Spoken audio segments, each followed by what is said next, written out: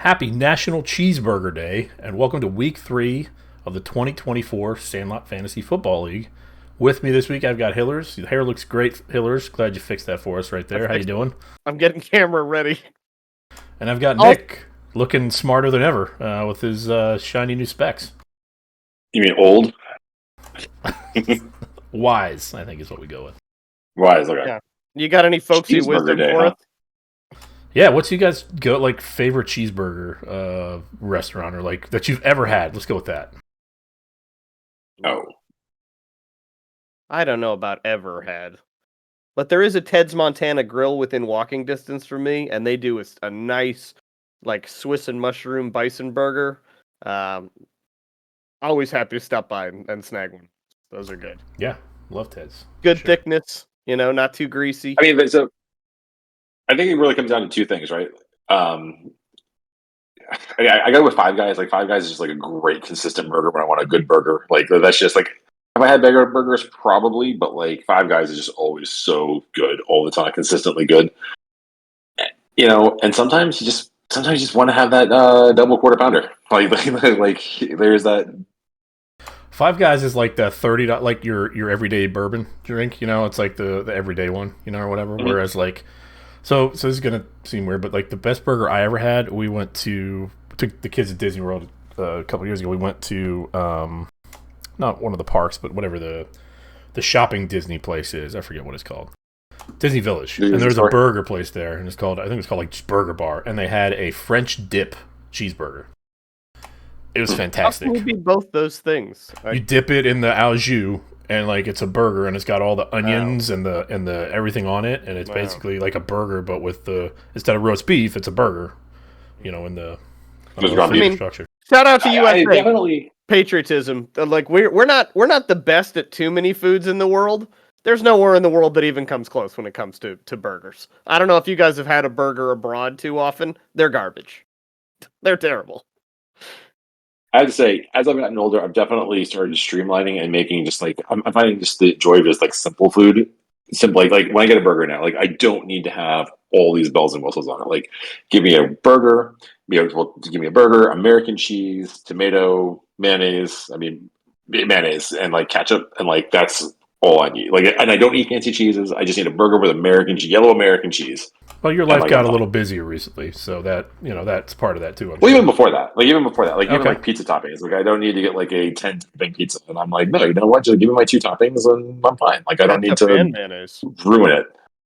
things by adding too much to it. For sure. All right, well, let's next up on our burger podcast. Yeah, we should. That'll be. We'll start that one. Heinz 57 and French fried potatoes. Let us know which burgers you like in the comments below. Be sure to smash that like button and subscribe, please. Let us know what your favorite burgers are. Let the condiment wars begin. All right, guys. So here we are, week 3. Interesting start to the year.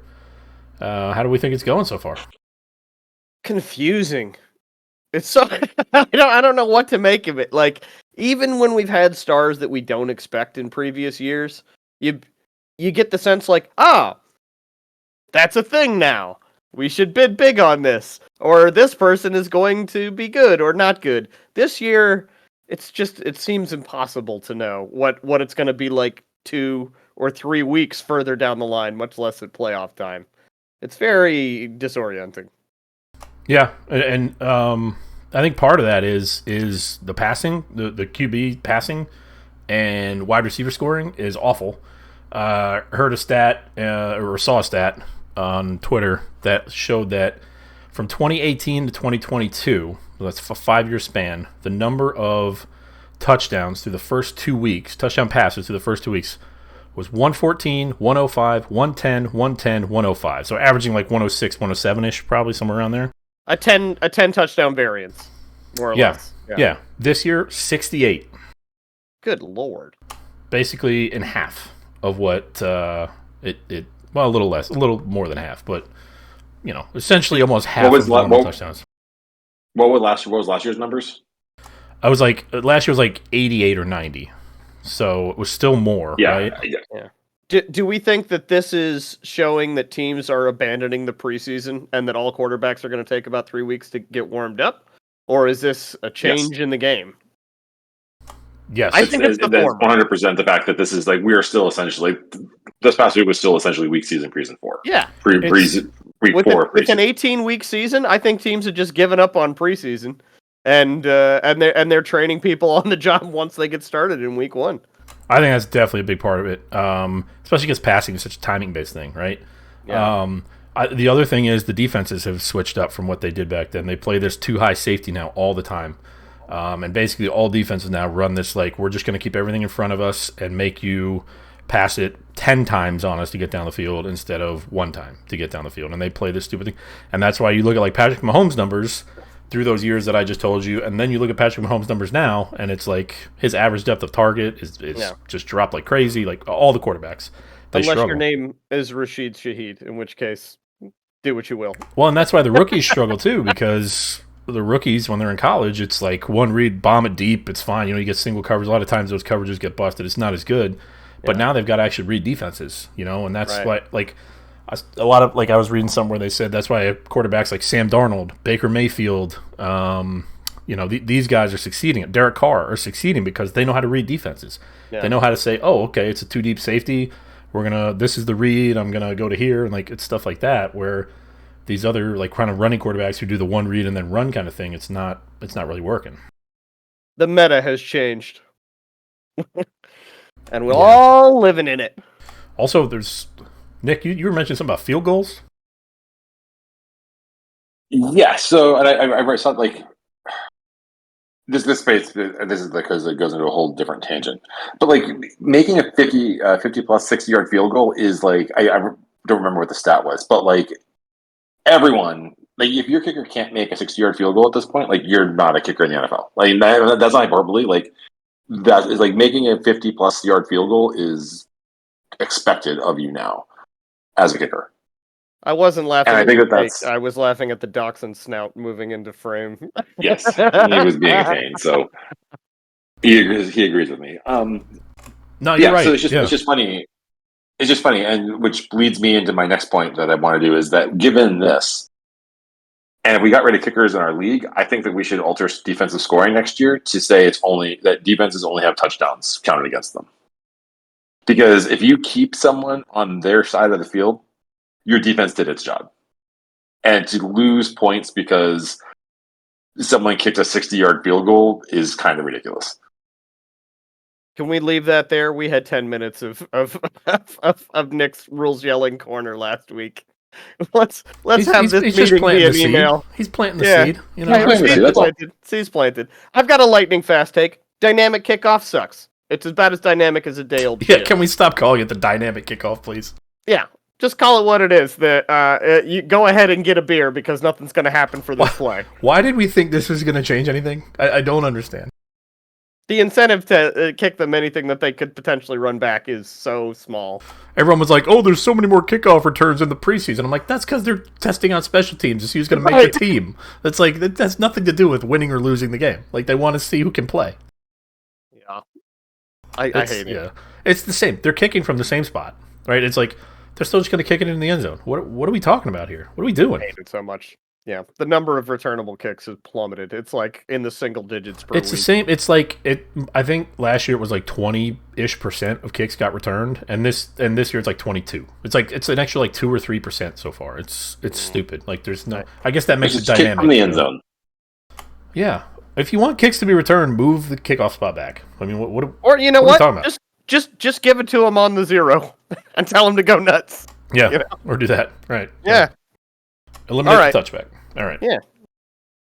So let's get into teams, football. What do you guys think? So before we get into this, I had one more stat I wanted to go through because we're gonna do some team overviews, and I just want to kind of level and see where we stand. I did some historical digging on some records, and this is just for 3-0 versus 0-3 teams. Yeah, this is your favorite benchmark. I love do this every year. Yeah, and it holds strong. So.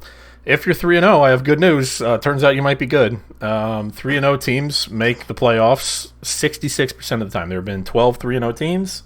8 of them have made the playoffs. So, pretty good start, obviously. You got 3 wins already. You basically need 10 to make the playoffs, so that's a good hit start. You're a third of the way there.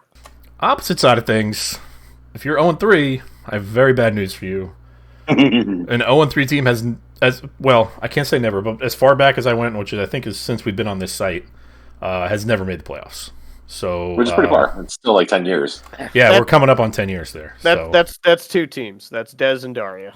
Dez and Daria, which the horrible D's. Yeah, we'll get into those teams when we get there. But 0-3 is kind of a death sentence. It's really bad. D stands for fucked. 0-2. 0-2 actually got better the last 2 years than it had been.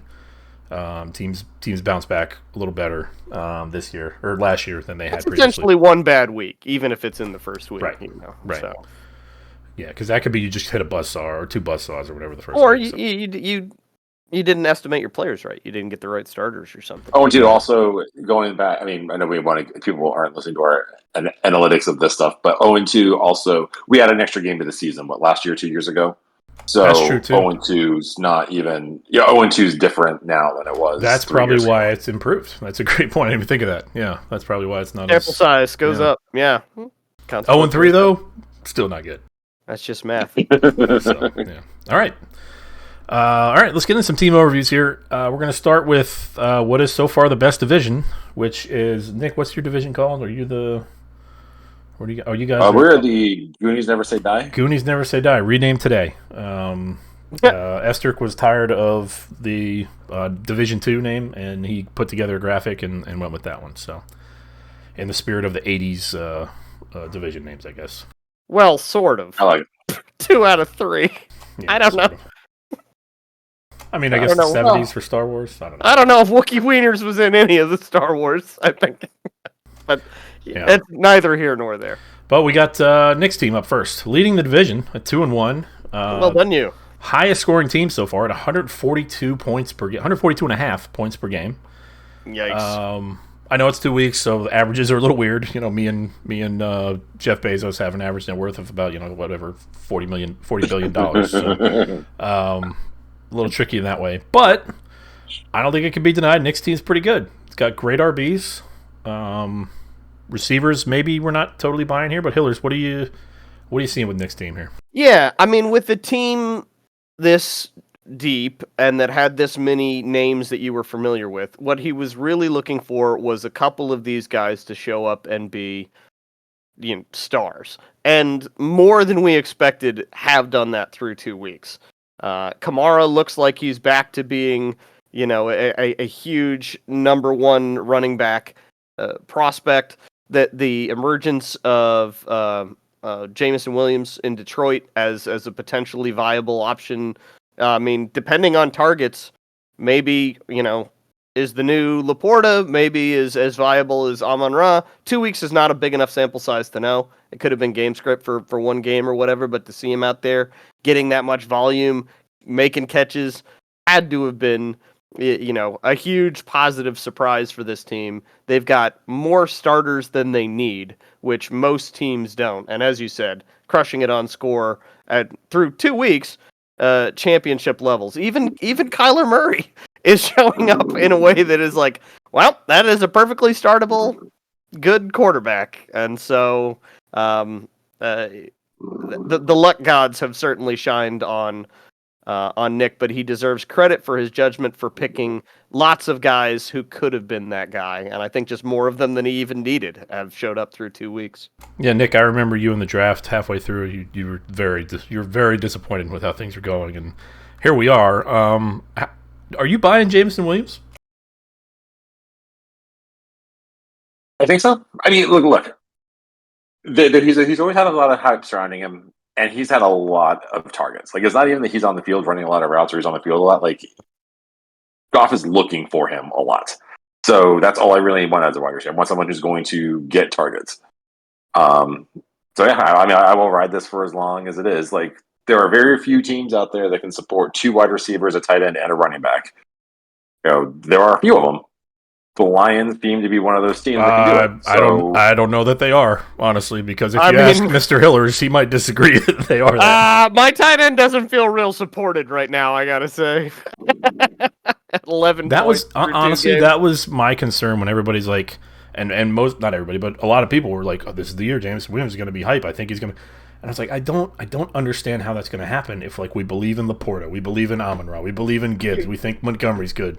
Like, how is there room for Jameson Williams to work here? And the answer is they don't throw to Laporta as much. You know, they don't throw to Amon-Ra as much. Like, they threw 55 times last week. I mean, you can't throw more than that. You know, and you know, Laporta was kind of had like 20 targets. Yeah, Amon-Ra had 19 targets. Yeah, Laporta was the odd man out. Odd man out for sure. Yeah. Mm-hmm. So like, you know, he got 3.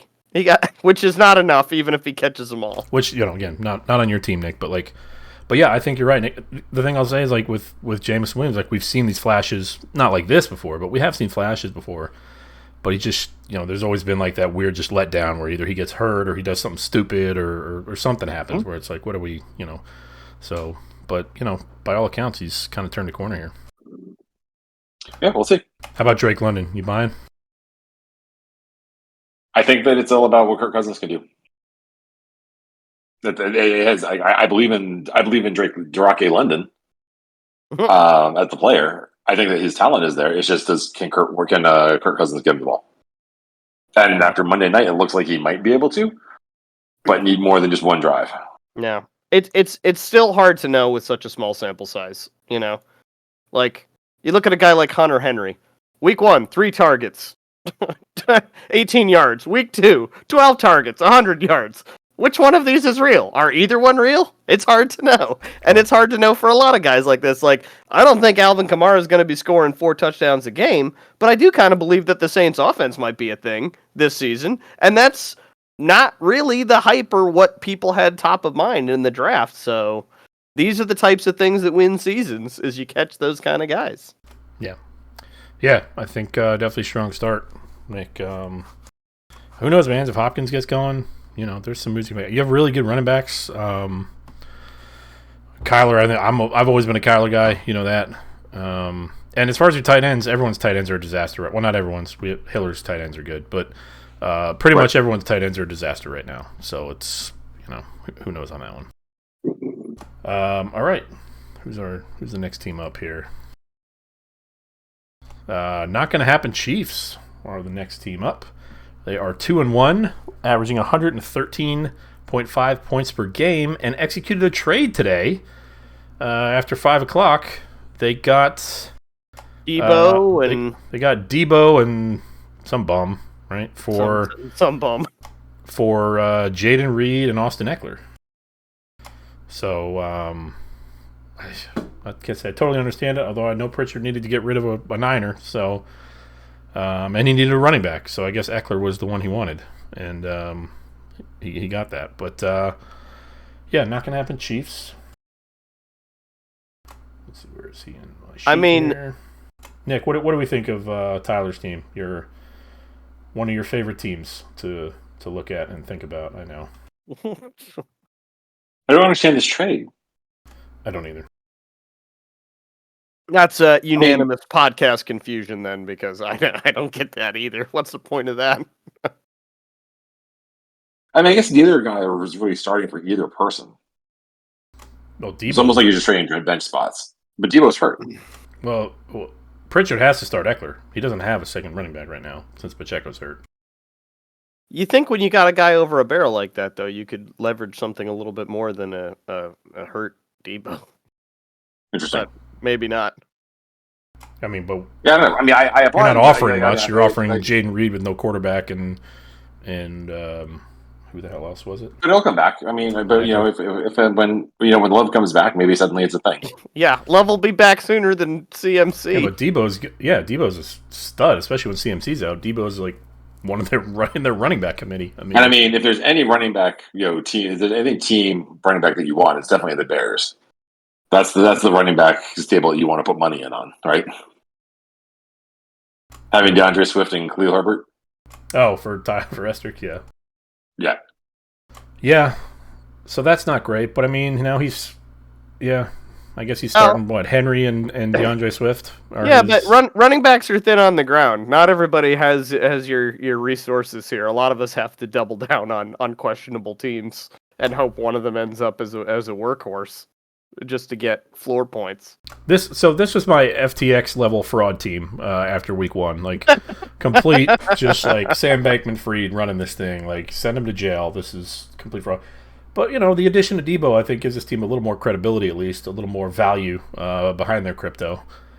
Nick, do you think that, they're a little scarier now? Baker Mayfield, too? Baker Mayfield, big surprise this year. He's kind of showing up. Makes you wonder, is Baker Mayfield an elite quarterback now? I'm all in on the Marvin Harrison. I want to keep that Marvin Harrison and Kyler Murray thing going, so I'm all in on that. I'm going to give it one more week on that one, though. Commanders and Lions, not exactly top of the league, in terms of being able to stop a guy. I'm not. My opinion about this team hasn't really changed because there's still too many question marks this early into the season. And that's going to be my answer for a lot. I will say that it seems like Marvin Harrison seemed to hit on him so far, and man, did he look good last week. But then he had that dud the first week, so who knows what that actually. We're going to need you to stand for something here, Nick. We're going to need you to put your name on something for the podcast here. We need you to have some takes. Okay, my hot take. I'm still not. He's going to beat me because he's just going to, and he's just the luckiest son of a bitch in this league. But I think. I'm with you, Merrill. I don't like this team. Okay. So Debo maybe helps a little, but not as much as he needs help, I guess. Especially with Rachaad White going out, right? Yeah. I don't love it, but this isn't a complete fire festival of a team either. I can definitely see this team being 4 weeks from now putting up sort of 110 to 120 level numbers, enough to get by most weeks. This could be the team that's at a 400 win percentage in all play, but right, winning the division with a 7-5 record, right? Yeah. That seems plausible to me. Looking at this, it's these kinds of lineups that sort of end up in that situation, and he does have to play Nick, who I think we agree right now looks like a stronger team 3 times, but there's plenty of people to play in this league, and there's enough talent here that depending on matchups and who he's starting week to week, I think that might be a tougher question than we're appreciating right now. It's which one of these guys are you even putting in your lineup versus the others? And I think he's just going to be streaming it week to week. He's had a couple things go right, like Mayfield, and he's had a couple things go not like he wants, probably like Rachaad White. So Debo Samuel, Devonta Smith, and Marvin Harrison Jr. at receiver. It's pretty solid. That could be pretty scary. I got AJ right now for a couple of weeks. I got to give any receiver a pass on week 1, especially considering what we already said about quarterbacks. And to go from 3 targets and not even 2 points to 8 targets and 2 touchdowns in 1 week, I would be optimistic about Marvin Harrison Jr. right now if I owned him. I wouldn't be feeling upset. Look, there are very few teams. Look, you've got to put together a combination of 5 running backs and wide receivers in some way, right? Right. Either 3 of one and 2 of the other. And there are very few teams that have 5 good ones of those, right? There's usually at least one spot where you're like, Yeah. It looks a little. And that's running back. That's running back 2 for this team right now, because I guess it's going to be DeAndre Swift, who probably doesn't seem great, but if you consider that as flex, basically, and then it's 3 wide receivers, and it's that's fine. This will be a team that puts up medium scores. It's not going to be an 80-point team. Yeah. So. Yeah. And if Baker can keep it up, man, who knows? Dying Gnomes are our next team, formerly known as the Assassins. The Dying Gnomes. This is weird. Getting used to. Thanks for that, Watson. What is there a story behind that we should be aware of? So there was some David the Gnome talk at draft weekend. Was there? Yeah, I think it was Grimes and Watson. Watson couldn't believe that Grimes didn't know who David the Gnome was. From was their super Saturday offended morning about cartoons. it. I don't know. It was just a thing. And just I guess to change his name, and it's now led him to a 2-1 record. He's got 113.5 points per game. Yeah, you can't change it now.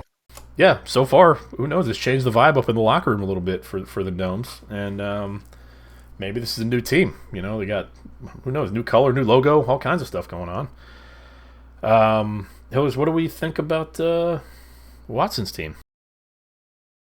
I don't know if he's put enough together to be great all season, but I have to say, when you're talking about a surprising, confusing couple of weeks and not knowing where things are going, this team is top of mind for me. In a way, they've kind of got the elements there. If Ramondre Stevenson, who I feel like a real idiot for trading for essentially nothing, remains a viable... No, it wasn't essentially. It was. Yeah, Okay, was, well, that no need to tread over those things. it was literally nothing. Yeah. Well, then hope. What price hope?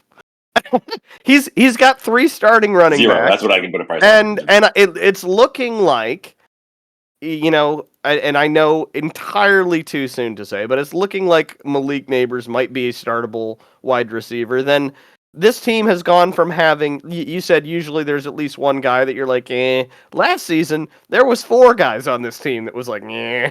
And now he's up to the requisite 1 where you're like, well, maybe, that could use some work. So this has now become a competitive team. And injuries, I think, could, this seems like a really brittle squad to me. It seems like there's some absolute basura hanging out on this lineup. But for right now, was that I like him. Was that Spanish? What was it? Yeah, that's Spanish for trash. Oh, It was basura. Boyle's vagina. Yeah. Old wooden ship. We'll have our own system of weights and measures.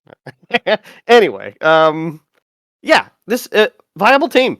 When you look at the top 6 starters or whatever, he's as good as any team in the league, and his record in all play suggests he's one of the better teams in the league right now, which is really throwing me for a loop, but here's where we are as of week 2. So teams better get ready. This isn't a gimme week anymore. Yeah. Nick? I think the team's definitely improving, and this is definitely the most this is a non-Assassins team because it's not even the Assassins anymore; it's the Dying Gnomes. I like it, but I think that he's going to basically live and die based on how good Lamar Jackson does every week. Because I think that his biggest problem is his studs right now are Travis Etienne. Okay, Joe Mixon he has Lamar Jackson, Joe Mixon. And those are going to be his surefire number 1 studs. And I know you guys are going to be looking at this saying there are other guys here, but just hear me out on this, is that if the Jaguars keep doing what they're doing, teams are going to key off of and say, we're not going to let Travis Etienne beat us. Doing this, people are just going to start stacking the box and say, Jacoby Brissett beat us through the air, and Ramondre's numbers might go down. Malik Neighbors is the only weapon that the Giants have. They're going to say, fine, we're just going to double him and let Daniel Jones beat us with his other weapons. The problem with, I think, is that these are players on not good teams. He has the one good player on teams that aren't good, and I just question if the NFL is just going to adapt and say, fine, we're just going to take this player out of the game. And if that player is not a factor on that squad, then no one else is going to be there to step up. But hear me out. There's no one else on this team to really kind of lift him up to be able to support Ramondre having a bad game. The other side of that is having the only player that gets the ball funneled to them on the team means you're going to get a lot of opportunities. Volume is king. So, I'm with you. You're not wrong, Nick, but the other side of that is, yeah, you want the opportunities, right? Now, if they're bad opportunities, you're right on a lot of these, but he sat Travis Etienne last week.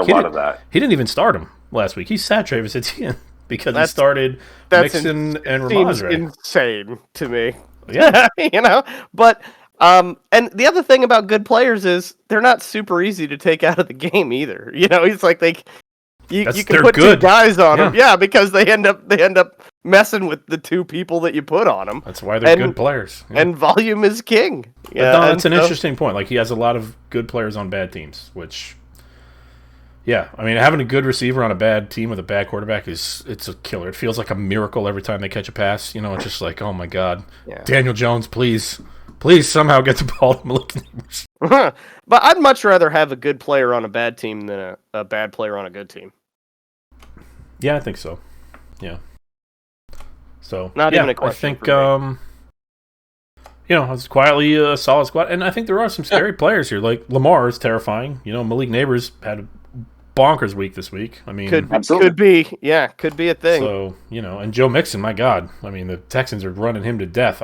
Literally running him to injury this past week. So we'll see how long he's out. But, it'll be interesting to see how much legs that guy has in him because every team he's played for, he's had 300 carries this season. He powers through, dude. He just keeps going, but you gotta wonder. It's like how much is left in the tank? You know. All right, Wounded Ducks. It's like next Mickey team. Rourke from Sin City. Wounded Ducks are 0-3. They have started 0-3 in 3 of their first 4 seasons in this league. God, Des. Yeah, not great. What? And as we know, an 0-3 team has, as far as we know, as far as all the history books can tell us, has never made the playoffs. So, averaging 97.3 points per game. Nick, looking at Dez's squad here, what's the issue? And is it a fluke? Is this going to turn around? You need to make that plural. I mean, think. 88 would have been enough to beat a couple of teams this week. Unfortunately, he just went against the number 1 scoring team this week, so that doesn't help. But 88 points isn't enough. I don't know. This team's just not. Come back to me. I will have a thought in a minute. Okay. Let me tell you, in defense of Dez this season, this was never going to be... If this was a team that was competitive in the first 2 weeks, we should all be freaking out because it is composed principally of rookie wide receivers who have not historically come screaming out the gate. And I know that expectation in the NFL broadly has changed, but maybe for like the top 1 or 2 guys, he got like 4 of the top 6 candidates for rookie wide receivers and bought them all.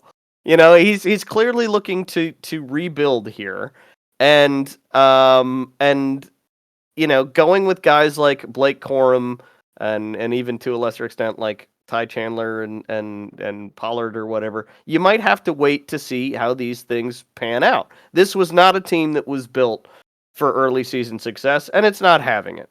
Will it ever get it? I do think it's a little too soon to say. Some of these guys could pan out, and you only need 6 or so. And he's got Kittle down there, who's a solid tight end that not every team has. So it's not hopeless. It's just mostly hopeless. I know what I'm going to say now. Marilyn, this is probably going to be a lot on what you have to say. You can just say it. You don't have to lead with that. You don't have to raise your hand. Excuse me, teacher. This team, unfortunately, is being hurt right now by Tank Dell not panning out, by being the odd man out, and Michael Pittman not doing anything right now. Like those are those 2 big things I think that he was putting a lot of faith in doing something this year that for the first 2 weeks haven't delivered. And I think that if they were to be able to deliver more, he would be in a better situation because he doesn't need much. He doesn't need much from them to do better. He just needs one of them to do a little more to maybe be 1 and 2 by now. Yeah, I mean, here we are again. Here we are with Dez again. Another year, shit wide receivers every year. Like it doesn't matter. He just never can find receivers that work. Immature wide receivers, right? Like he's banking. This is clearly if there's never been a more telegraphed. I'm rebuilding my wide receiver core to fish for a lottery ticket next big rookie. I don't think that was the plan though. I think he got through the draft. Couldn't have been. No, I think he was in the draft and he just didn't want to spend. And this is where you end up with that. I think you end up getting like the rookies. You're looking for the upside people, and like we're in there every year with him in the draft, and he doesn't pull the trigger on the $35 players. Like he's never spent more than like $30 on a player in the draft. Like I think he did last year. One guy was it Ridley maybe last year, and it just obviously that didn't work. Sean Green, but like. He's so gun shy to pull the trigger on like an expensive player in the draft, and I don't know. This wide receiver. Yeah, but man, I don't want to have to start Xavier Worthy every week. I really don't. Guy touches the ball 3 times a game. Like that's just not.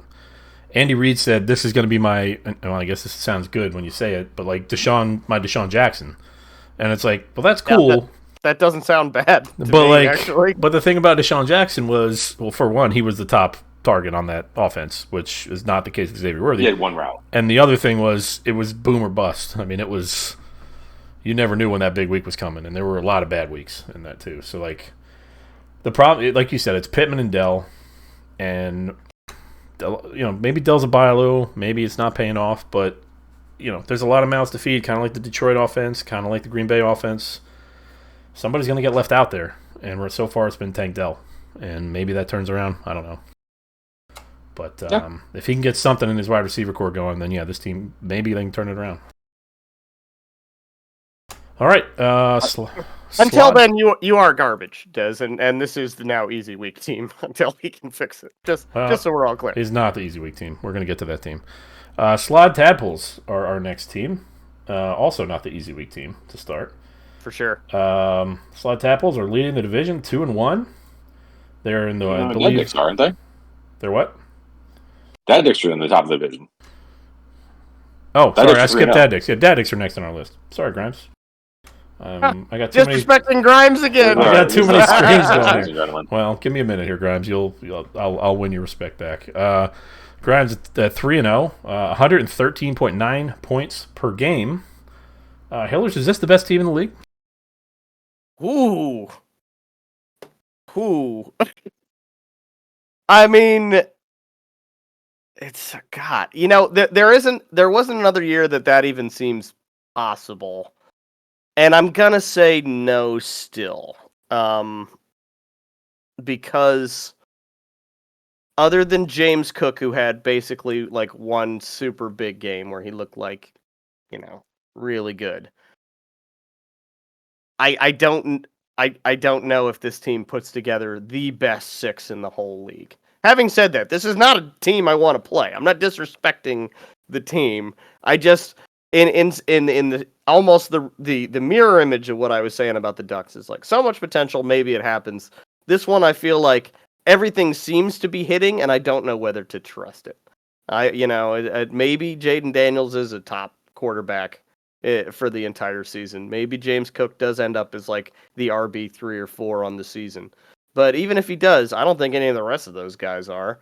And for as much as Zay Flowers is popping, Jamar Chase doesn't seem to be, and the rest of this lineup doesn't really fill me with like bone-curdling fear. So I think it's up there and deserves to be respected as a top contender.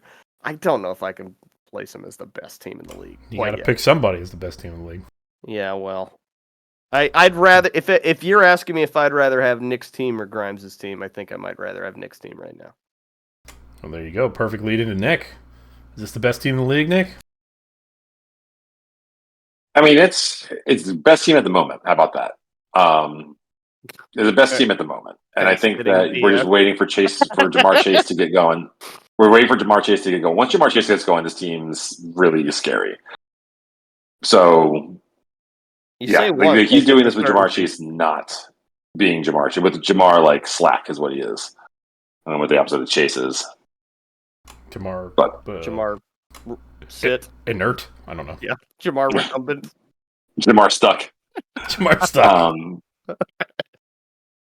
Yeah, I mean, his number 2 running back is questionable-ish. Like his flex. I don't know. Yeah, no, this is his quarterback is the biggest question, just because like can Jaden Daniels keep it up? I think it's can Jaden Daniels stay healthy. That's all I think it is. I think he's going to keep his legs on. I mean, he's going to score points. I think that once he slows down and starts passing more, I think that's the thing, and it's probably going to make Jaden Daniels. I mean, that's going to keep him healthy, right? Is passing more.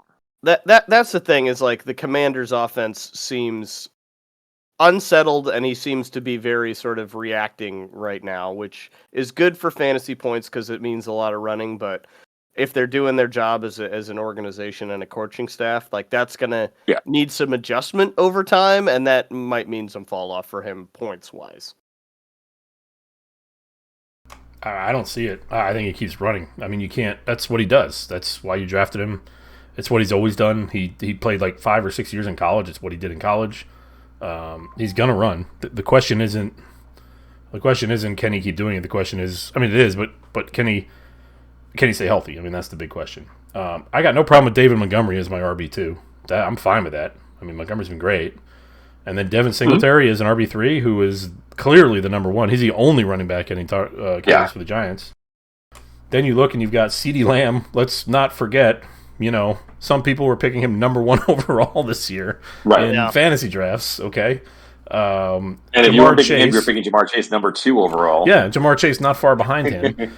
And yeah, he started slow, but this is what the Bengals do. For some stupid reason, they always start slow. They never play in the preseason. Joe Burrow is 1-8 in his career in the first 2 weeks of the NFL season. So they just always take a while to get going, and he will get going, and that's going to be terrifying. And then you got Zay Flowers, who looks to be the number 1 target on the Ravens offense, who's replaced Mark Andrews and looks to be the guy that they're going to all the time. This team's terrifying. So let me give you a hard question then. As last year's champion, and with all your guys hurt, Danny Grimes sends you a trade, his entire roster for your entire roster right now. Done. You taking that deal? Yeah. Done. Yeah. Okay. All right. Yeah, but he's not sending that trade. No, because my roster is in the hospital. Yeah, well, no, it would be a bad trade for him, and we would exorciate him for it. You said that was a hard question? Is that right?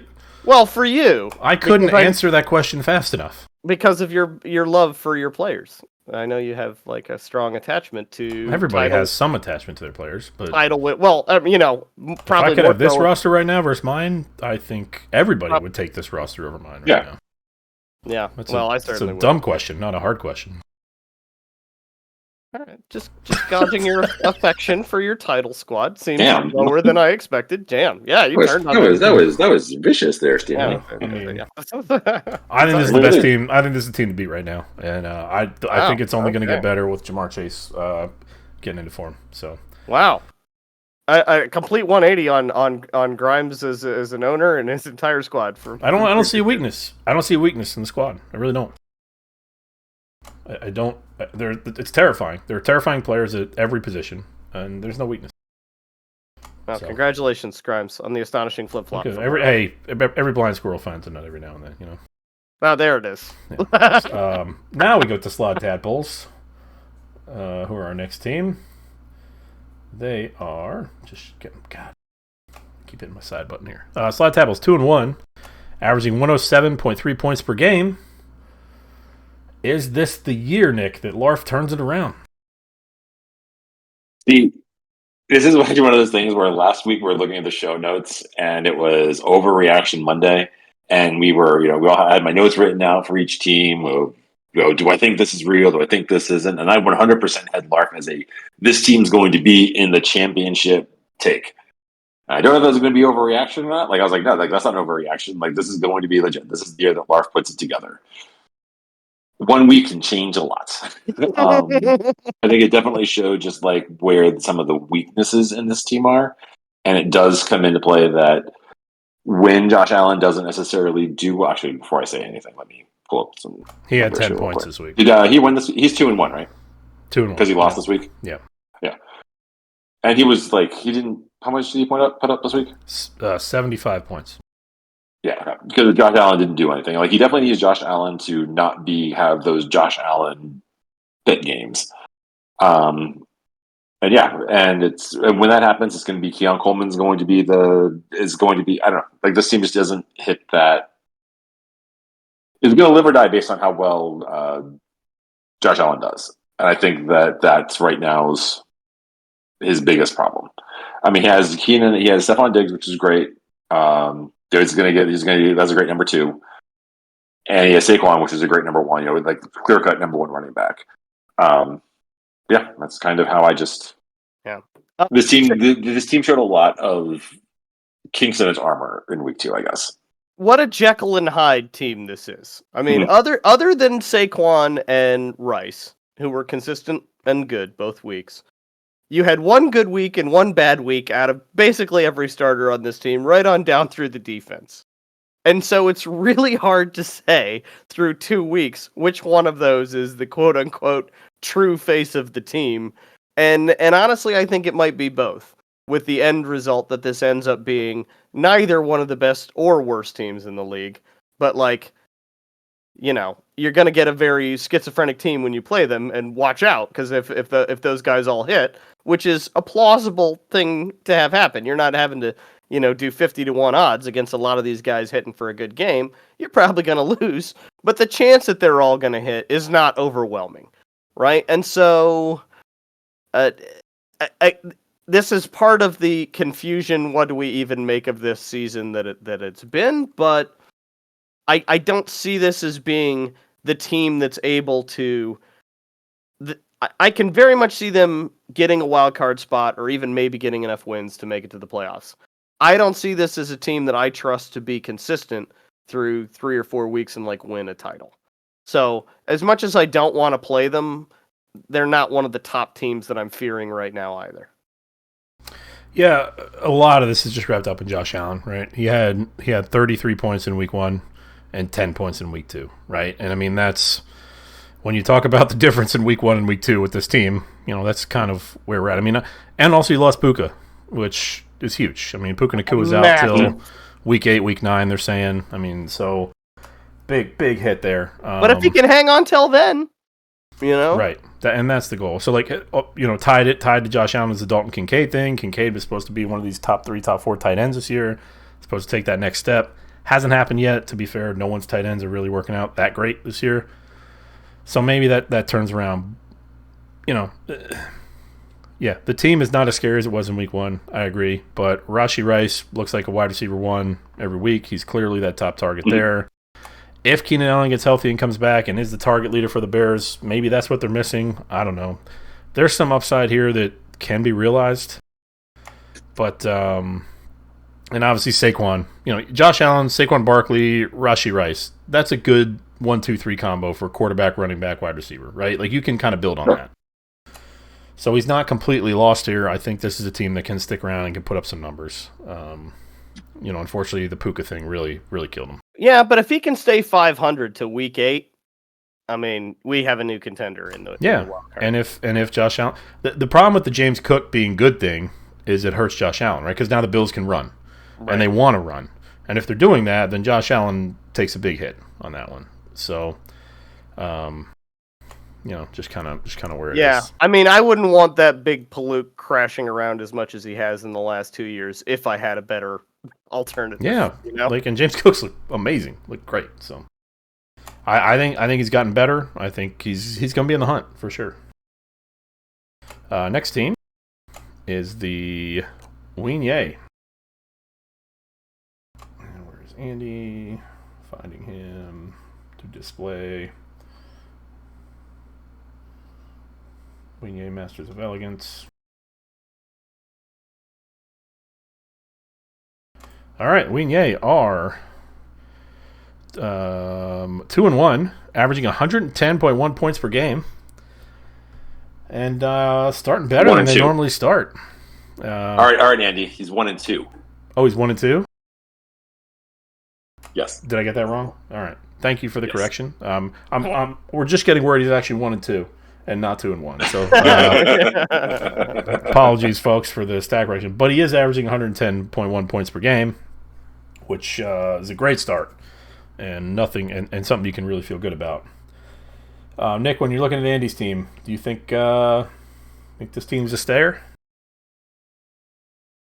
I don't. Good take. What's next? Yeah. Next team. I don't like it. Yeah, no. I mean, like it's Josh Jacobs seems to be doing all right. Like Anthony Richardson, who knows? Who knows what Anthony Richardson's going to be doing? Like everyone was calling him the second coming of like, oh my God, he's so great. Look at his air yards and look at this throw. And week 1, Anthony Richardson was the next coming of Joe Montana. He was amazing. And week 2, he was the next coming of Sam Darnold, but like Sam Darnold. Sam Darnold's doing really 2020. Good. Yeah, bad. Like Malik Willis. Andy Dalton. Yeah, like so who knows? Like there's not nearly enough information on Anthony Richardson right now to be able to say what that quarterback situation is going to be like. We do have one and Chicks dig the long ball. Yeah. Yeah. So who knows? Like who knows? Like the highlight of this team right now, the most consistent piece that he'll have is AJ Brown if and when he's healthy, Trey McBride because they definitely seem to like him. Like he's one of the few tight ends that does seem to be doing well because he is getting involved in that offense. Yeah, like DK had one great game. Like no DK McMetcalf. Like no shade on him. Like he's always been good, but he had one monster game last week. Chris Olave, despite the Saints balling out. He seems to be the short man on the stick on the totem pole. Khalil Shakir, who knows? Like again, based on whether or not what Josh Allen's going to do. Gus Edwards, his boy Gus Bus, seems to be the wrong end of not even the committee. Like he's like Gus Edwards is just the guy. It's just a guy on the team. Chargers. Yeah, and then he has Josh Jacobs, and like, which is good. Like he has his guy. He just doesn't seem to have enough firepower to keep, as of week 2, to keep it rolling. Hillers. 110 is the kind of score where you can expect to beat bad teams and expect to lose to good teams and end up probably just shy of a wild card. And right now, this looks a lot like a team that sort of meets that criteria. There are guys It's the fourth highest in the league right now. Right now, yeah. Through 2 weeks, I'm giving you the long view here. You know, my prognostications. There's already but it's not going to be 110 in the long view, right? I mean, but I mean, I wouldn't be surprised to see this team averaging about that kind of score very frequently. I mean, let's be honest, it's enough to stay around 500. You know, but not But let's be honest, like. I wouldn't take this team in a championship game against like the top 3 teams. I'm not even worried that I'm playing them this week, and I'm like, okay, this seems like a winnable week for me. And here we go. You know, and so I'm just there are guys that he needs to be nailed on number 1 studs for this team to be a scary team, and they're not showing up that way yet. Some of them are inconsistent. Some of them haven't gotten there quite yet at all. Could that change? Sure. But for right now, I'm not too panicked. I'm not too panicked at all. Because he's got the same situation that so many of us in the league have. One bad week, one good week. It's just bad or good. Too soon to know. But he doesn't have guys. He has a 110 point average because he had 90 points week 1 and 120 points this next week 2. Like it's a huge delta where it's just like me saying like I have 100. I'm averaging 140 points because I had 177. Right. I'm coming off as more disrespectful than I mean to be, but like this is a team whose RB1 is Josh Jacobs, who I have a lot of experience to know what to expect from. I would not be comfortable if that was the best I had to offer in running back, and essentially nothing else. Didn't Josh Jacobs was awesome for you and led the league in rushing when he was on your team?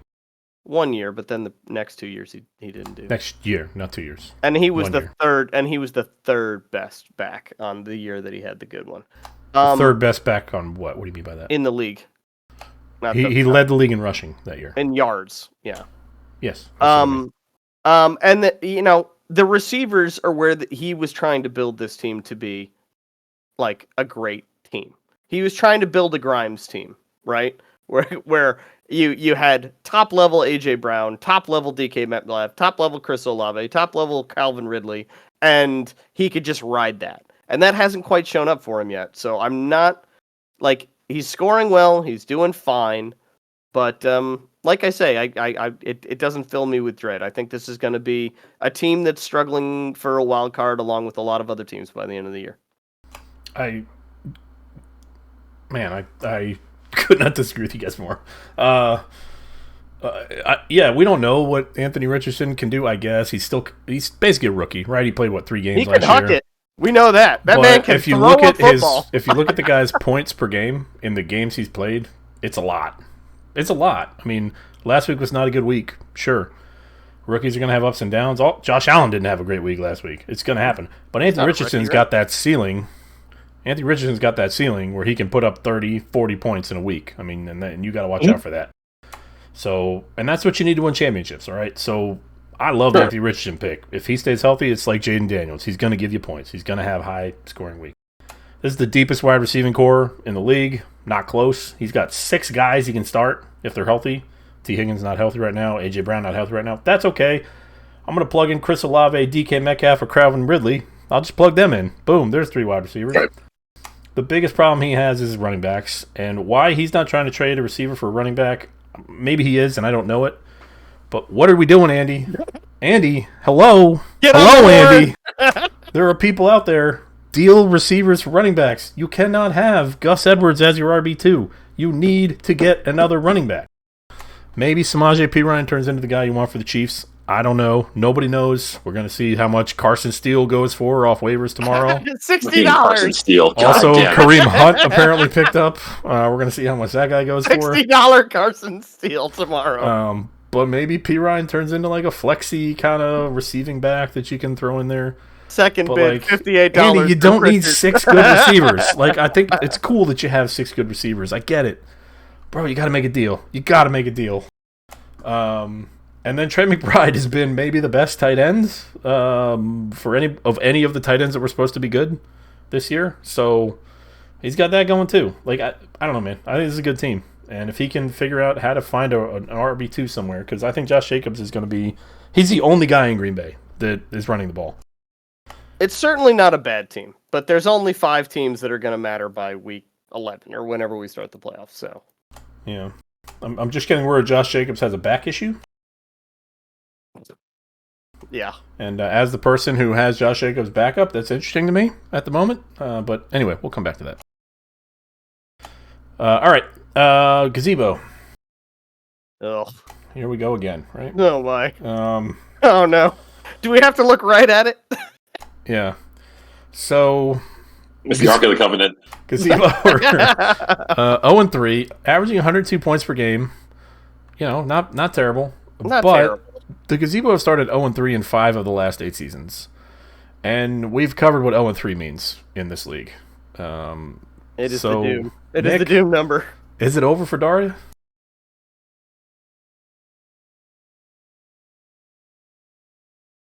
Yeah. All right, Hillers. I mean, what It's is the there? perfect delay to short answer I've ever heard.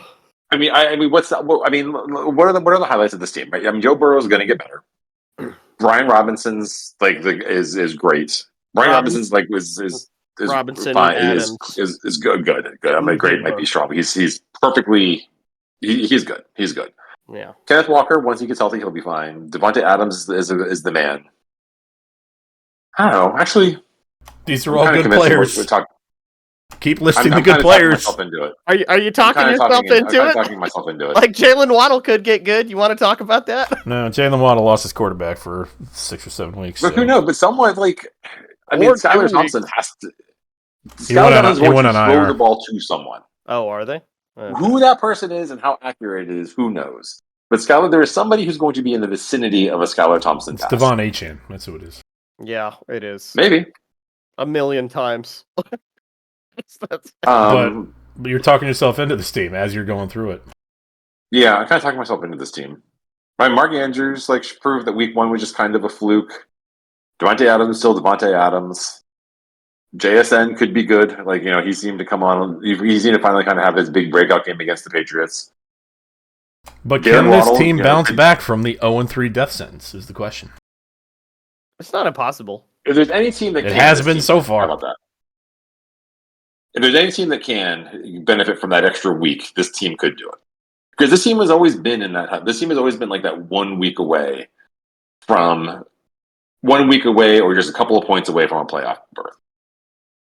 So I take back what I was saying, Daria. To answer your question, yes, I can see this team. Yes, yes, this team can come back from it. This team will be yes. All right, Hillers, give your standard Daria Gazebo defense here. Well, you'll recall in the preseason I said I hate this team and I don't like looking upon it. So I don't know if I can give it as full-throatedly as I normally do. But for instance, who buys in double to the Panthers running game? That seems like that's like getting involved in a land war in Asia. It's one of the classic blunders. Just don't do it. Yeah, and I don't know if there's I would've enough done that. in the wide receiver room to save this if Mark Andrews is going to be an afterthought in Baltimore and you're just hoping to wait on Jonathan Brooks to get good. I will give a shout out to Devontae Adams, who is one of the, I think, 3 maybe players in the league kept since 2018. The others being Tyreek Hill and Jason Kelsey. Christian McCaffrey. That is a strong record of We draft centers now. well, Yeah, McCaffrey's Jason showing Kelsey kept. Yeah. Yeah, McCaffrey is showing as a 2019 keeper, so he's Okay. nearly there. He's nearly there. But like that that is such a long time for a wide receiver to be good, especially when you consider that's over 2 different teams, and he's still producing. And it's starting to look like JSN is potentially viable. Maybe a thing. Yeah. Jalen Waddle could be not maybe as good as people wanted, but flex startable. And Brian Robinson looks like if the Commanders are going to keep their current like game style in play, 14 points a week or thereabouts is perfectly serviceable. There's just not enough extra pieces, and any deviation from pretty good side of average for this team is looking like probably a loss against most of the other teams, even in their division. So I don't like its chances very much. Look, we know there's going to be no trades because she just doesn't trade. We know like this is the team that she has. We know that 0-3 is basically a death sentence. This team's going to play spoiler and not going to be a team people want to play. It's definitely going to piss off a couple of teams. Yeah, like nobody's going to want to play this team. Like you look at this team, you're like, oh yeah, I mean, there's some scary parts here. And like you said, Burrow's going to get better. And who cares about the Panthers thing? You're starting Brian Robinson and Kenneth Walker, right? Like it doesn't really matter.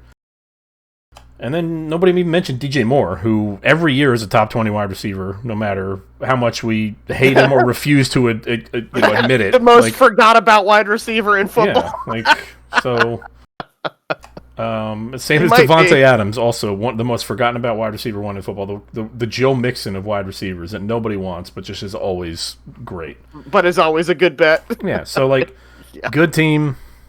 I think too far behind now. 0-3. I'm writing her off. This is a cross off for me. It's quite a hole. You're going to have to go on a winning streak, and this doesn't look like high ceiling. You got 4 losses left.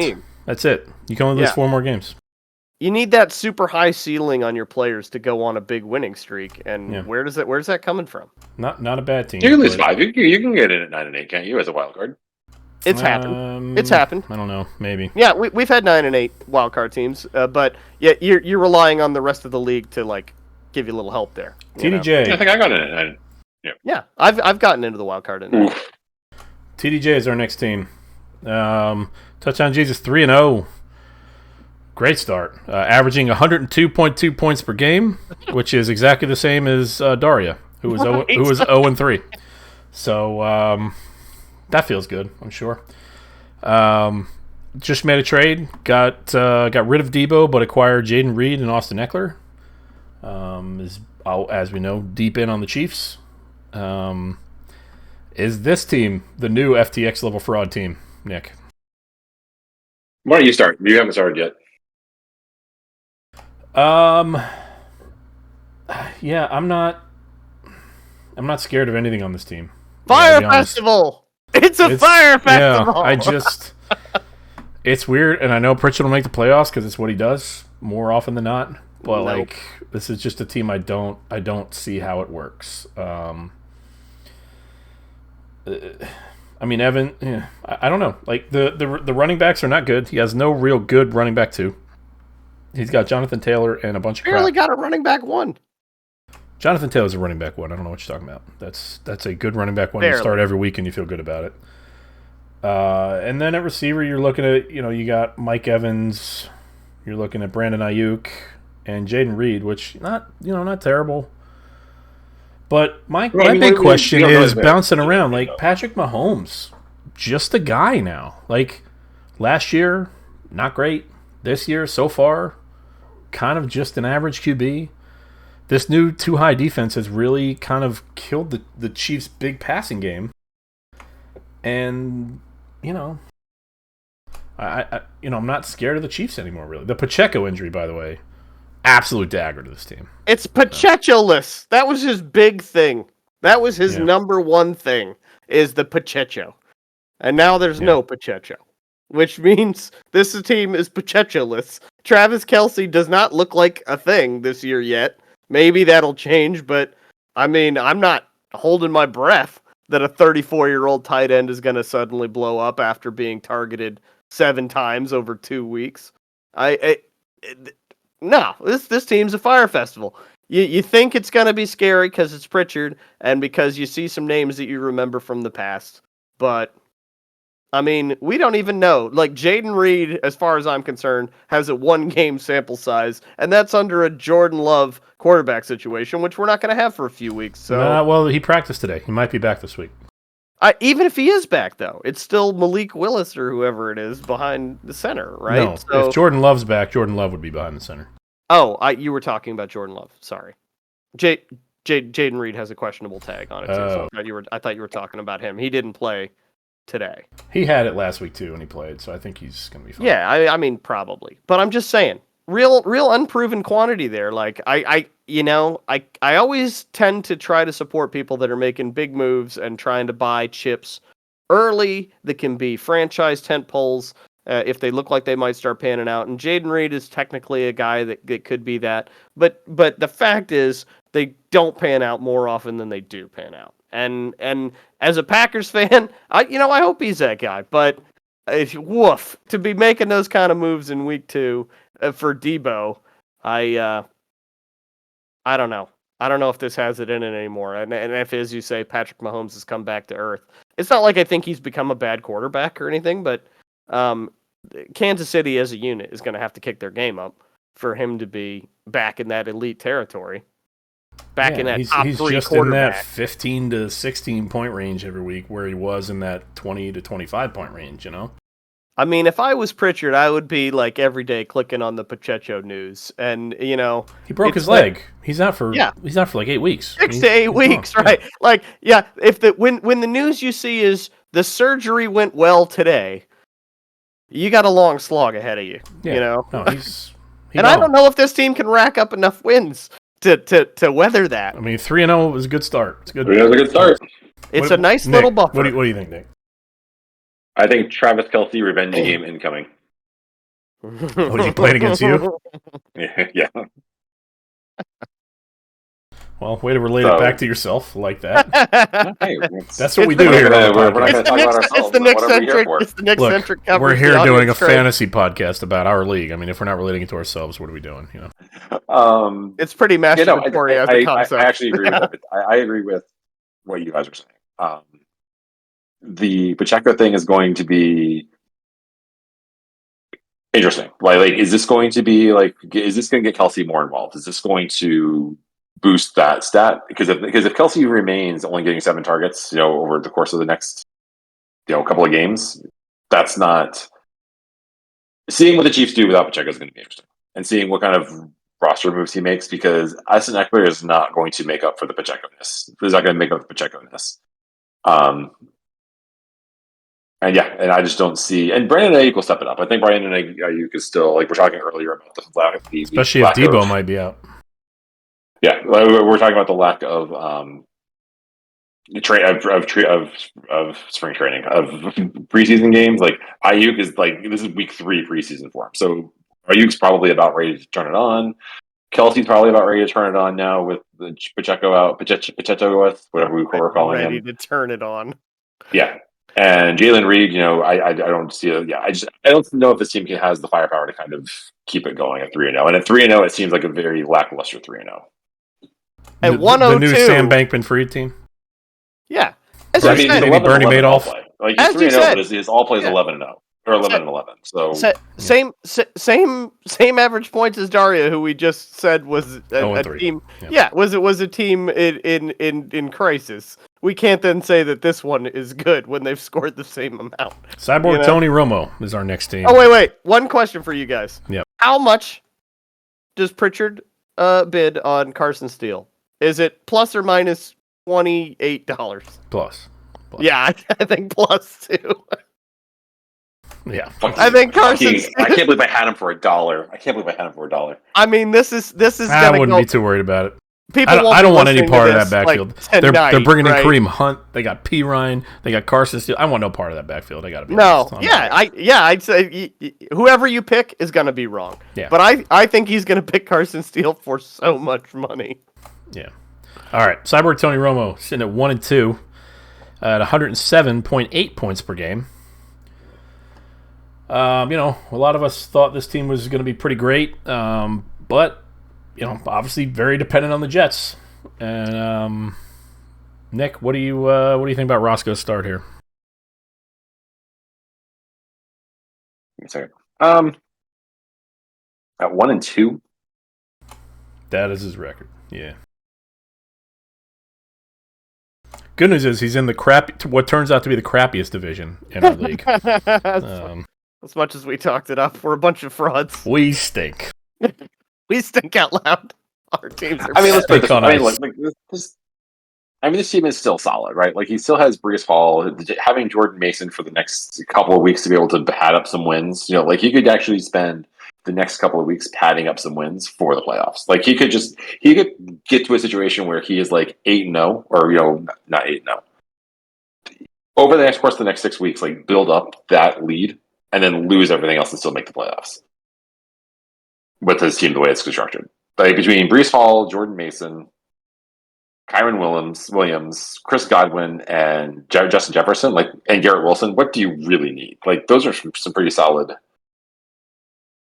Once Christian McCaffrey comes back, huge question marks. But bigger question marks. But I think this team's fine.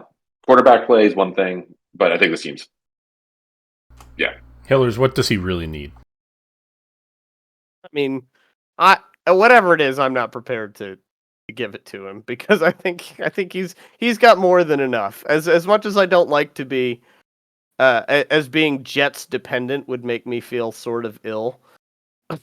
We talk about having 5 people you can start. He doesn't have a tight end, but who does?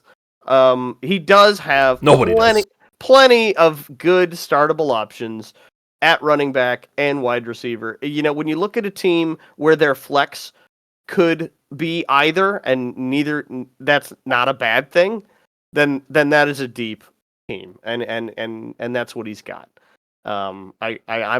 I think it's going to be a tough team to beat over the season. I think the 1-2 record is a bit of a red herring. I find this team very, very scary. Unless the Jets start to seriously tank, then fear every week, because he can play matchups with so many of these guys. And I think there's even some room to grow here. I think Jaylen Warren is a guy that everybody's been waiting now for 3 years for him to take the job that should have been his. Arthur Smith will surely give it to him. Oh, yeah, perhaps. I mean, it's like Romeo Doubs still definitely in the lottery of who's going to be the good Packers wide receiver. And guys like Chris Godwin have shown up so huge over the first couple of weeks. I mean, you're not going to keep up with 8 targets, 100 yards and a touchdown for 16 weeks, but that's now a perfectly good flex guy. He doesn't need him to be a number 2 because he's got Justin Jefferson and Garrett Wilson down there. So it's a scary team. This is a team, like, the record seems like, don't worry too much. I'm still worried. A couple things here. One, the Rams have died. Like, the entire team is dead. They're dead. They died. They lost their top 2 receivers. Their entire offensive line is hurt. Like, they have Matt Stafford is Captain America standing in front of Thanos and his army, before, the on your left thing broken. happens. Yeah, just he's out there alone, dude, and that's it. And you talk about somebody keying on a thing to stop. I mean, they're gonna key up on Kyron Williams, as much as they can. And I love Sean McVay. But I don't know, man. I'm a little nervous about what Kyron Williams is going to do without, and that offense is going to do without any offensive line. The other thing I'll say is Garrett Wilson, I kind of need to see something pretty soon here from him. Maybe more hype than reality on Garrett Wilson. We're into year 3 now, and we've been saying, well, he hasn't had good quarterbacks. Well, Justin Jefferson's not had good quarterbacks too, but last year when Kirk Cousins went down, Justin Jefferson still put up some big numbers, right? There are some receivers out there. Devontae Adams, tell me the quarterbacks he's had that were so great, because that guy's a friggin' stud. He puts up numbers no matter who. Aaron Rodgers? Yeah. I'm talking about with the Raiders the past couple years. If Justin Jefferson can get a 97-yard touchdown from Sam Darnold, then there's no reason Garrett Wilson can't get one from Aaron Rodgers. I'm gonna need to see a little more. I'm getting a little nervous about Garrett Wilson, that this might, and I'm not saying that's necessarily a Garrett Wilson skill issue, but maybe Rodgers isn't what he used to be. I don't know. You heard it here first. Also, Merrill this thinks Garrett team- Wilson is a chump. Also, this team has quarterback issues for sure. And, we all have tight end issues, but there's a big weakness to that. Well, I don't not know, all man. of us. This team, to me, not scary. I think they're going to be on the fringe of a playoff spot. They're going to be fighting all year. And, yeah, not as scary as I thought it was preseason. I'll just say. Teams to check in on the Real Deal No Scapil podcast this year. Yeah, this one. Find out then. Yeah, we'll see. Yeah, find out then. Hillers, you're up next. I mean, I'm fine if we skip it. Well, no, we're not skipping. We got crap. We got you and me now. You know what you do about it? It's all runtime. All right, God. go ahead, give it to me. Hang on, I gotta find the stupid page. Give me Give me the bad news. Hillers 1 and 2 I need for the you guys to 7-15 fill. all play. Thank you.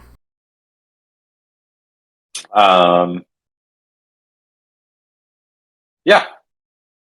At 1 and 2 Hillers, I guess if we have to start this off. Meryl, what do you think of Hillers team? Do you have that pulled up I yet? need you guys to go. All right. Go, Nick. all right. What do you think of Hillers team? There you go, Mike. That's how you do it.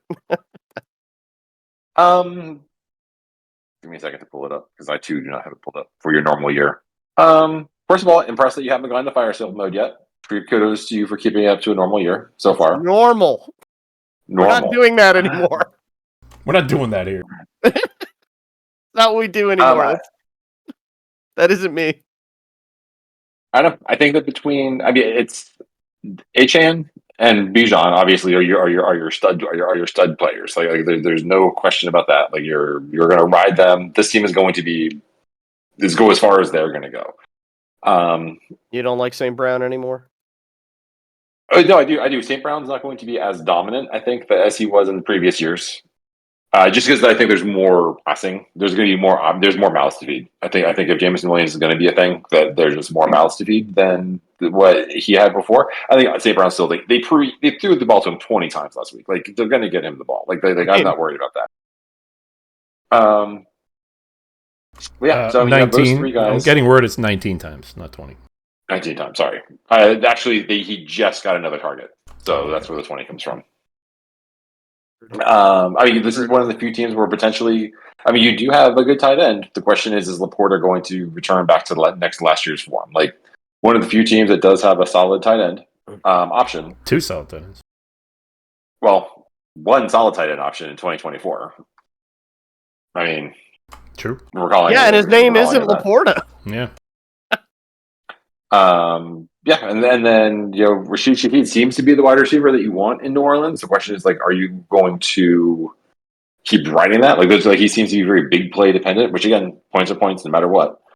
I don't love this team, but I think that the teams that are the pieces that are going to hit hard. And I think it's just is that going to be enough to keep him afloat? And I don't think it is. So I think that 1 and 2, and I think the kind of struggling throughout the season and meandering just under 500 is going to be what you can expect out of this team. Yeah, look, this division sucks. We suck. It's not good. We thought we were going to be great, and this division is terrible. Look out loud. So Hillers fits right in here. I think he'll be competing for it. Obviously, he's got the best running back room in the division. I don't think it's close. Struggling at quarterback. Struggling a bit at wide receiver. Shaheed's been great, but Olave has had a higher target share. It's weird last week if you look because Carr only completed 11 passes, so it's hard to kind of dial in what that means, and figure out who's getting what. The Saints' offense has been weird, so awesome. It's just weird to try to figure out. How do you score that many points with 11 passes? Because it's bizarre. Because Alvin Kamara just ran for 4 touchdowns. Yeah, you don't even need to pass. So and then you got your tight end room there. You got Bowers and Laporta. Bowers looks amazing, and Bowers looks like the tight end 1 right now. Honestly, as many targets as he's getting, as big a part of an offense as he is, maybe he's the guy. I don't know. Yeah, man.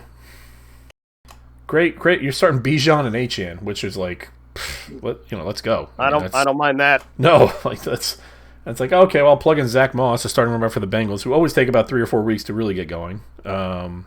So, you know, and then you got Zeke there if you got to plug in somebody in a bye week. It's fine, you know? Yeah, I think it's a good team. Yeah, for sure Zeke's fine on the Cowboys. It's good offense. He's the main guy on a good offense, whatever. You know, you got to plug him in a flex on a bye. It's fine. Yeah, Hillers, you know, you're going to be there with Roscoe competing for a spot. I think you, Roscoe, and TDJ, I think you guys are all kind of in the same, you know, level. It's going to be a dogfight. It's going to be a pathetic little scrap down there for sure. Yeah. Hillers, if right now, yeah, go ahead. if I offered you Alvin Kamara right now for Bijan, would you take it?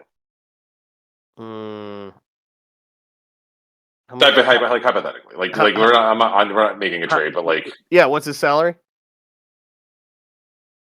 $42.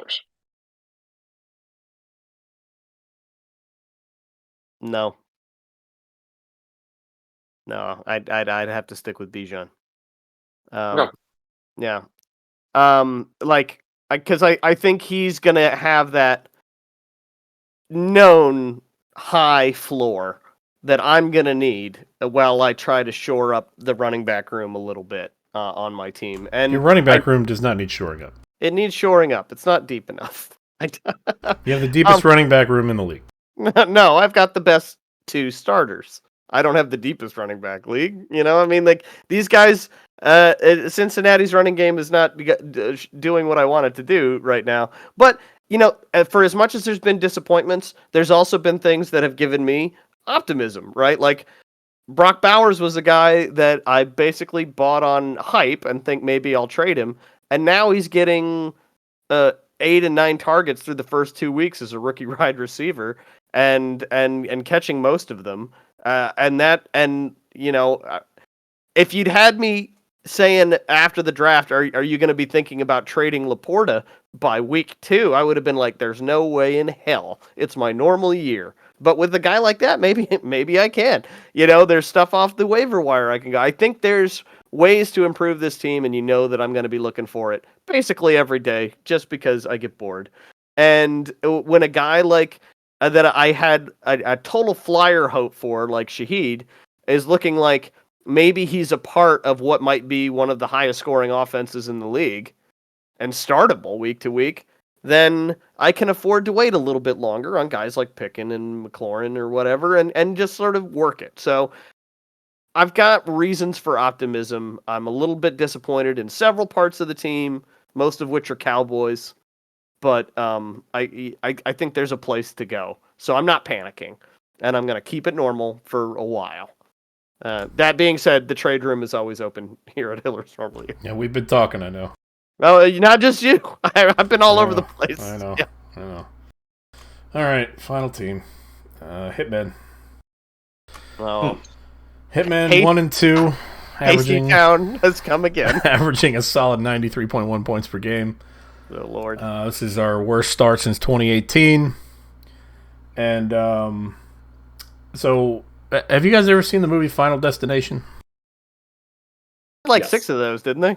Yeah, like the first one though, like the premise of the original. It's like They all somebody missed a plane that crashed. somebody right? has a vision and barely gets off a plane that crashes and like everyone dies, and then death is like, oh, you escaped me, now I'm gonna come get you, kind of thing, and like one by one they just get knocked off and die. Why wouldn't you just give him a brain aneurysm Well, yeah. Well, look, if you're deaf? Look, we're not getting into the premise. This is what happened with my team last year. We had a vision. We barely survived last year. We won the championship by 2.5 points. Okay, and now the fantasy football god of death is coming for my team, one by one. It started with Christian McCaffrey, who had Achilles tendonitis, lost him week 1, gone. Okay. Also, Mostert got hurt in week 1. Gone. That's the worst case scenario already. Week 2 comes around. Then they say, oh, wait, Christian McCaffrey actually probably going on IR. The news got worse for about a week every day with Christian McCaffrey. So that was going on. Yeah. So week 2 comes around, Cooper Kupp sprains his ankle. He's likely going on IR. Tyreek Hill lost his quarterback. He's got Skylar Thompson throwing him hospital balls now over the middle. So we'll see how that goes. Also, Jake Ferguson had lost in week 1. He sprained his knee. That was my keeper tight end. He's gone. Christian Watson lost his QB. That's great. And Amari Cooper turns out got Deshaun Watson throwing the ball who stinks. So Could not have had a worse start. Needs to lose his quarterback. Could not have had a worse start to the year. And the fantasy god of death has ravaged my team, and it's not great right now. I'm just going to tell you. Are you going to rename your team the Final Destination? I don't know. It's not great. It's just one by one. It's like telephone poles are falling on players and stuff. They're just looking around. Poor Jalen. Jalen Hurts is just in a padded room right now, just like not opening the door for anybody. It's like this is not happening. You're one of them. Yeah. So and J.K. Dobbins is like, how did I end up here? J.K. Dobbins is like, what am I doing here? No, I don't want to be on this team. And you may say to yourself, this is not my beautiful house. So anyway, am I done, guys? We'll start with you, Nick. Is it over? I mean, it's not pretty.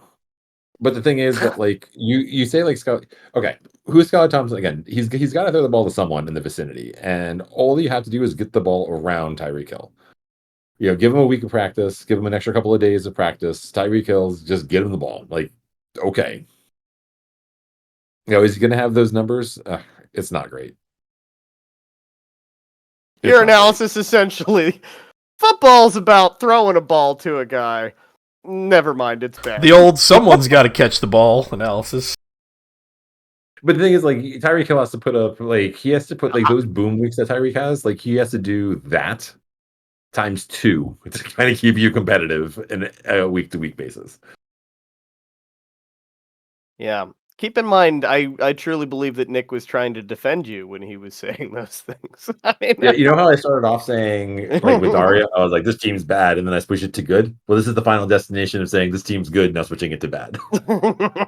Yeah, the fantasy god of death got to you, too. Yes, and so fantasy gods I've now even keeled everything, and I'm now good with the fantasy gods. They've restored justice, yeah. I mean, your struggle now, Mike, is you've got to find a way to take this squad of broken dreams, make this blackbird learn to fly here. You can't give away the guys that you have because they're too good, but you can't expect to stay near 500, which is where you're going to need to be for the next 6 weeks. With all these injured guys on your team. So you've got some real tough choices to make here, or just pack in the season. Those are your choices. They're bad choices, but I don't see a third one, right? Like you're gonna have to do some wheeling and dealing to just stay afloat until some of these guys can come back and hopefully, not guaranteed, mind you, given many of their situations, start producing again at the level you expect them to. Which is I asked you this tough. question earlier, Mike, and maybe this is just to everyone out there who has Christian McCaffrey on their team. But like, if I offered you James Conner for McCaffrey, would you take it? You should. I mean, like, I think we'll talk offline. We'll talk offline on that one. I think it's funny because I was listening to. I've been reading and doing like, what do you trade McCaffrey for? And everyone's like, you only trade him for Bijan, you trade him for Achane, you trade him for Brees, you trade him for Kamara, and that's it. Beyond that, you're gonna have to get something else for him. I'm like, nobody's trading Brees Hall for Christian McCaffrey straight up right now.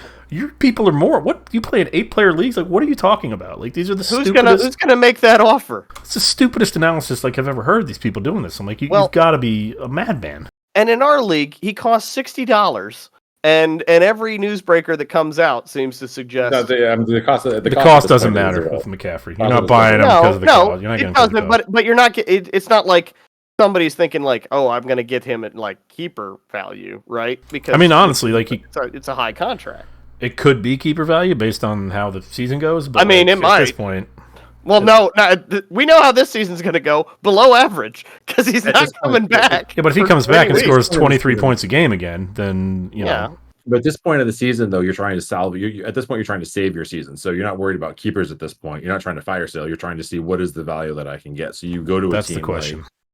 You go to a team that has that kind of depth to be able to say, like, okay, well, I'll roll out there with Alvin Kamara and Aaron Jones and keep Christian McCaffrey on my bench. Yep. And then, see if I can weigh it out for the next couple of weeks. and hopefully that he comes back by week 6, and then be like, okay, that gives you a top player for 6 weeks.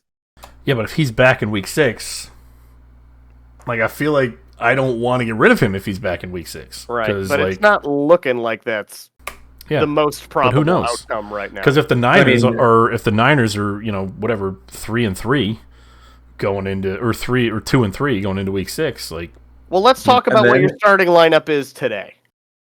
sure, take Right. a look at it. Like it looks a lot worse, and I think that Right, no right, one could have that's- had the 2 weeks you had and had a starting lineup that any of us want. Jalen Hurts still good, great. J.K. Dobbins is looking great, way better than we have any right to expect. But again, we've heard J.K. Dobbins hype train come and go several times. We've heard the Alexander Madison, he could be good, he can deliver several times, and it's never really become a thing. Yeah, Mostert might be back this week though. He's practicing again. So I mean, it's All right. not a complete wasteland, but it's not a lineup I want to start against most of the league. Let's wrap it up, guys. yeah. Anyway, all my guys are on the block. McCaffrey, Cup, come with offers. I'm not giving them away for 10 cents on the dollar, but 60, 70 cents on the dollar. Maybe we'll talk. If you're waiting for those Bijan, It's gonna need to be for a- CMC trades, you can keep on waiting. Let's They're say not coming. a James Conner kind of deal is very appealing, by the way. So if you got a player of that level, then then we're talking. Obviously, one that you're not going to need because, yeah. Anyway, all right, guys. Well, we're gonna wrap it up. Anything anybody got left? No, we'll do predictions next time. Best single burger topping. What you got? Lightning round. Hot sauce. Nick. Pickles. I'm gonna be a dark horse. Mushrooms. Mushrooms best burger. I mean, short of cheese. All Generic right, cheese. 4 Hillers, 4 Nick. Signing off. Leave us your best burger toppings in the comments. Smash that like button and subscribe. Smash it. We'll talk to you guys later.